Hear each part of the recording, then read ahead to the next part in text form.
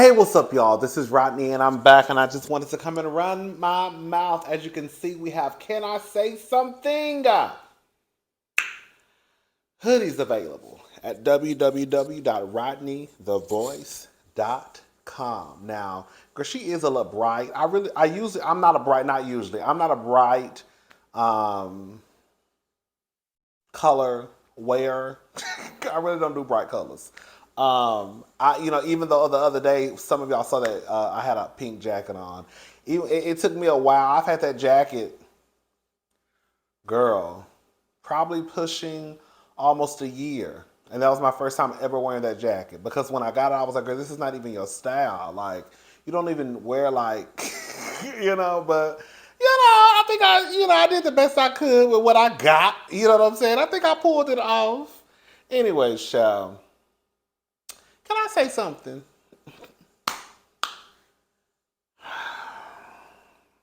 And make sure you get your hoodies at www.rodneythavoice.com. Can I say something? But can I say something?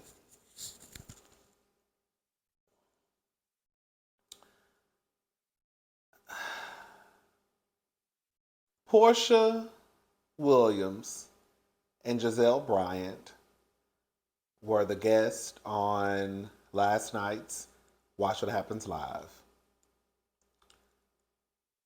Porsha, you can't even hate. She looked fantastic. Gizelle looked good for the first time in a long time. What I mean by girl, her outfit was cute. Gizelle looked together. I am just baffled. Girl, I'm just baffled by how quickly people tend to get over. Like, girl, girl, it ain't even me. Girl, okay? It ain't even me. And I still am trying to get over what Porsha said on TV about Candy and Todd. And Candy and Todd been taking pictures with the girl. Candy was just throwing it back on Porsha the other day, and I still can't get over. Girl. And that's something I have to work on. That's a me problem. As you can see, girl, if it happened to me, girl, she can hold a grudge. Okay? Girl. See, that's why I said, I don't know how, the girl, y'all, it'd be hard for y'all to stop talking to people. Girl, not me. But I'm just kind of taken aback because okay, Porsha and Gizelle appeared on Watch What Happens Live. Now all of a sudden everybody is like Team Gizelle. Like, girl, y'all were just on that girl's neck, as you should, the other day when she was on TV, just outright lying and accusing somebody of SA. We know we like, so it's so crazy. Somebody it's a late. They say they just sent out a alert. It's a black mama who has a 6-month-old baby here in Houston, and they said the baby is in danger. So y'all look out for some black woman with a 6-month-old baby if y'all out in the streets, honey. Pray for the baby. I'm just kind of taken aback by how fast people are quick to forgive and forget. Like, and I think what it is it just goes to show, I hate to say, and I know this is not every person that, is a fan of Gizelle's or Porsha. I know that's not what it is, but it just goes to show that, especially when it comes to Porsha, like, it's only beauty. It's only about the physical with Porsha. Like, Porsha walks out with a look and gives you a look. You forget all about how that lady just walked into this other lady's house and walked out with her husband. You forgot all about what she did to Candy. Y'all forgot how she used Black Lives Matter as a storyline. We ain't heard Black Lives Matter and Porsha in the same sentence since that season. Okay? Like with Gizelle, all the stuff that she's done, the mess that she's kicked up, girl, finally she looks cute for the first time in a long time. And girl, y'all go up. I just don't understand it. And it just goes to show how for some people, girl, this is all it's about. And I'm gonna go ahead and say it. Yeah, I'm bringing her into it. It bothers me because y'all will tag Andy to fire Candace for saying yo mama. Hey! We can run a list of stuff that Porsha Williams has done, and y'all want her to return to Real Housewives of Atlanta and be the face of the show. Gizelle finally, girl, get her hair together, put on a cute outfit, and now y'all go up for Gizelle and Porsha just that fast because of how they look. And then y'all wonder why people start screaming colorism because how fast you tend to forgive Gizelle. But girl, it took y'all, girl, 4 seasons, 3 seasons for y'all to finally give Candace a chance. And y'all swerving down, she on TV. Girl. But as we saw in Real Housewives of Ultimate Girls Trip, Gizelle said on the show that Candace never starts anything, she retaliates. But we'll talk about that in the Real Housewives of Ultimate Girls Trip episode. Yeah, that's what Gizelle said, the thing that we've been screaming for the longest. Then I also saw some people now trying to backtrack and say, no, that's not what it is. We were talking about the way she responds to people. Do you know how much of a mind it is for you to acknowledge that this person never starts first, but it's her response to somebody messing with her? Even though we know that people start with you, your response is too much. But the reason why she's responding is because they're messing with her. But y'all are mad at the response and not at the person who was messing. Like, girl, when I say it is a girl, it is what it is. We'll talk more about that in the Ultimate Girls Trip. But yeah, I was just like looking online. I was like, girl, y'all really did a 180 real fast just because Gizelle is cute. Gizelle is cute. Now all of a sudden, girl, y'all love now Gizelle and Porsha are the new freaking frack. Now they're the new duo, just that fast. I said, my, how we forget. Oh my God. Anyways, let's move on. It's all I have.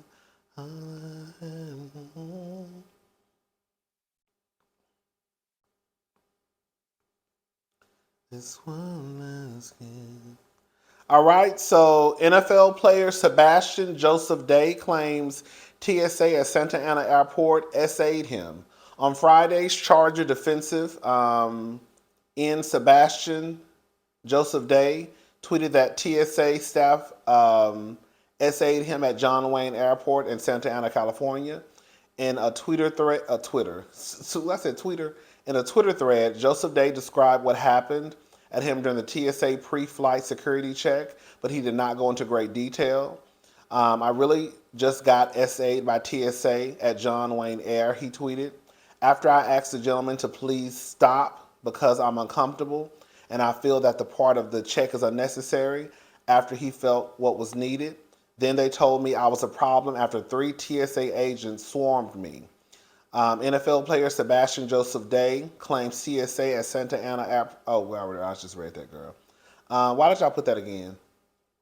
I'm all for people doing their job well, but it was extremely unnecessary. I travel a lot for personal and work reasons. I never experienced anything like that at John Wayne Air. He added them. John Wayne Airport has since responded to the claims, saying that they will notify TSA. However, Joseph-Day noted in the thread that he had to jump through hoops to file a complaint. It's one thing if they apologize after my concerns, but the supervisor threatened to call the sheriff on me if I didn't finish the search. After I expressed I was just violated and told me to watch my mouth. I don't think it's just a TSA issue. Let me say this much. I remember Angela Rye. She was going through the TSA when this whole search stuff, I ain't gonna say when it first started, but I remember Angela Rye. I think she had a friend with her that were recording the whole situation. Angela Rye was standing there crying. I remember one time I went through TSA and I had to be checked. When I tell you, and I've told y'all this story before, It is one of the most uncomfortable, degrading experiences you could ever go through at the airport. I am telling y'all.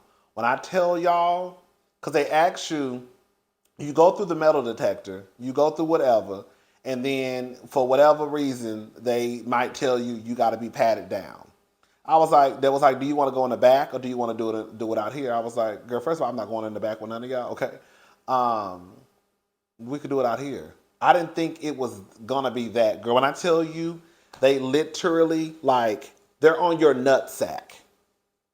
Their hands are in every crease that you have, and they're gonna bring a man over, right? If you, I guess if there's y'all get what I'm trying to say, girl. If they see that you're a man, or if you're a woman, they're gonna bring over whatever gender they think that you are, basically. So I look like a man. They just gonna bring a man over. It really is uncomfortable. It's uncomfortable. It's uncomfortable. I didn't like it. I hated it. You standing right there. Again, they asked me that I want to go in the back or do it in the front. I just said the front because I'm just like, okay, girl, like just get it over with. Girl, and they really run their fingers over your whole body. Girl, I'm telling you, they are touching your dick and your balls. And if you're a woman, you're pretty much probably going to be touched in your vagina area. God forbid you have on a skirt. So yeah, I don't know. He says he was, I'll take his word for it, but I also know that that process is absolutely horrible, and it is degrading, and I feel like it's unnecessary. Girl, y'all ain't got to do all that, girl. What the fuck I got between what do I have between my legs by my dick and my balls? Girl, but dick and balls. Girl. Girl, they what do I have? You got to get your hands to go around my waistline. Why am I going through this machine? Why am I going through this machine, putting my hands in the air, taking my shoes off, taking my belt off, girl, taking my hat off? Girl, if y'all still gonna have to do all of this. It's a mess.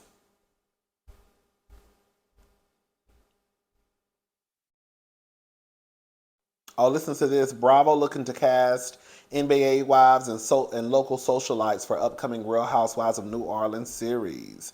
So it looks like we may be getting a new Real Housewives franchise. Rumors have recently surfaced that Bravo is looking to begin a Real Housewives of New Orleans series. The Jasmine brand exclusively reports that the popular network has started the casting process for their upcoming project.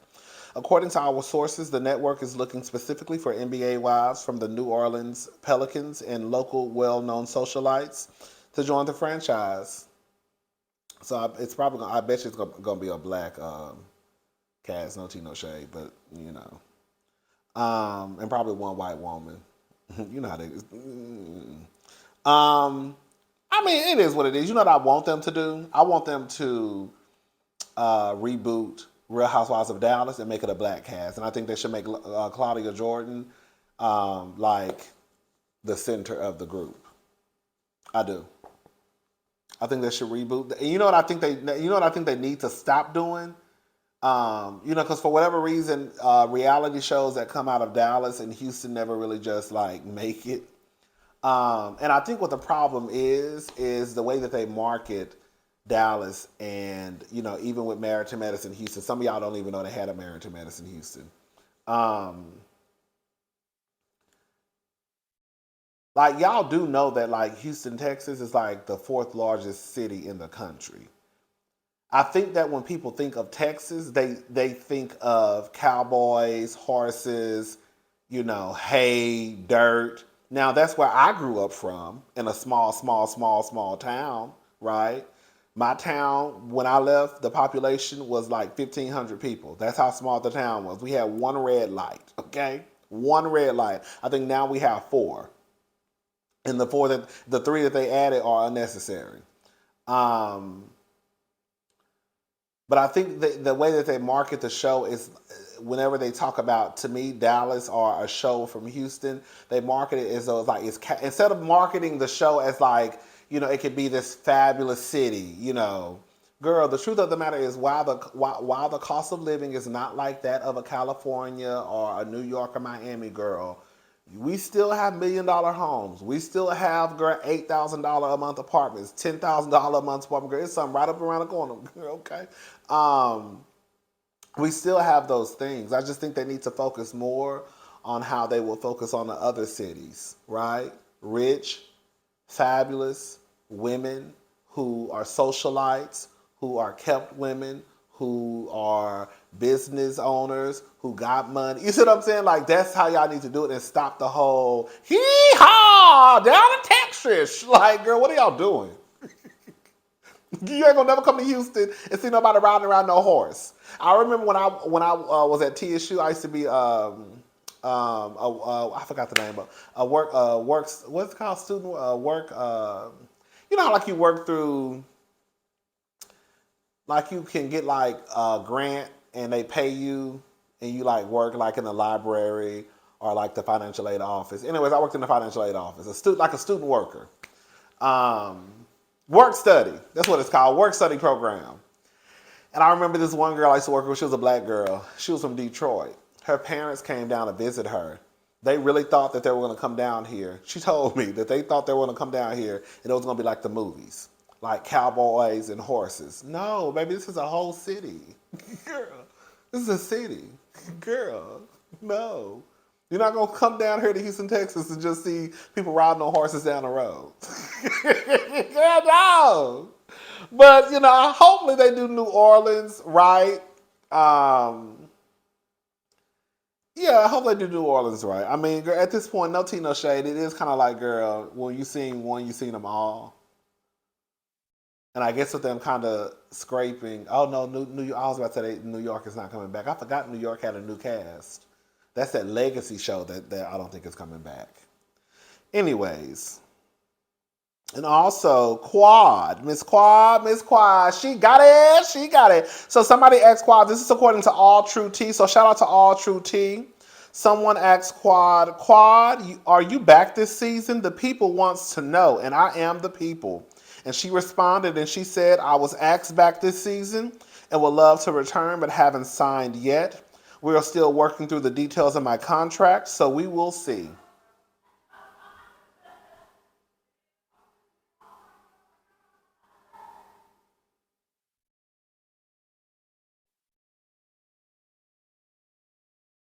Girl, that was a little loud. I guess that's what they say about me sometimes too, girl. Y'all heard them? Anyways, let me tell y'all something. I know some people don't like Quad. You like who you like, I like who I like. I don't like who I don't like, you don't like who you don't like. So it is what it is, right? I don't think Quad gets the credit that she deserves. Let me just say this. Quad is an OG of Married to Medicine. Quad has been on the show since season 1. So if Quad feels she may deserve more, from the show as far as, I guess, money-wise, now I don't see a problem with her trying to negotiate. And we also going to call a thing, too, with the next thing I'm about to say. They are bringing Dr. G back and his future wife. They're bringing Dr. G back and his future wife, hoping that it's going to kick up some mess with Quad. So I don't blame Quad for trying to negotiate whatever she wants to negotiate for her contract, because we know what it is. Y'all are not, girl, I'm sorry, I hate to say it, we love who we love and we like who we like and we don't who we don't. But girl, y'all are not that in love with Dr. G to the point y'all just want him back on Married to Medicine so bad. Girl, I can see if it was Peter, Peter gonna kick up some mess. But y'all don't want Dr. G back on that show that bad. To the point where, girl, you would rather take Dr. G and not Quad. Girl, what? Girl, the reason why the Dr. G is even coming back to the show is because of Quad. Let's call a thing a thing. And it makes no sense if Quad is not going to be on the show for them to bring Dr. G back. A show that's, we're going to call a thing that's supposed to be, I mean, girl, who are in the opening credits? And I'm just gonna leave it at that. It ain't no man. So hopefully Quad gets what she wants. I think she should. Because if you want me to be on this show for season 9 or season 10 or whatever season they're going into, and you trying to bring my ex-husband back onto the show and his fiance, girl, I know what y'all trying to do. So if y'all want a show, then you're gonna have to pay me for a show. Yeah, Quad, don't get too beside just. I don't know what Quad do for. Girl, I mean, cause girl, we gonna call a thing too, girl. Girl, you ain't Candy Burris. Now I don't know what Quad got going on outside of the show. All I'm trying to say is if Candy left Housewives, Candy gonna be all right. Okay. Now Quad, if you left Married to Medicine, girl, are you gonna be all right? That's all I'm saying. So girl, don't go in there trying to shake the table too much, cause they might buck your ass and say, girl, there's a dog. If they did it to Nene, if they did it to that white lady Vicky, if they did it to Mariah, they'll damn sure do it to you. So girl, go in there, negotiate, but don't do too much kicking, because it ain't fun being unemployed. Ask the other girls. Okay? Especially the girls where this was probably their bread and butter. You know what I'm saying? Oh, child. Anyways, girl, I'm about to fix me a salad, and I'll be back later so we can talk about Love and Marriage DC. All right, bye, y'all.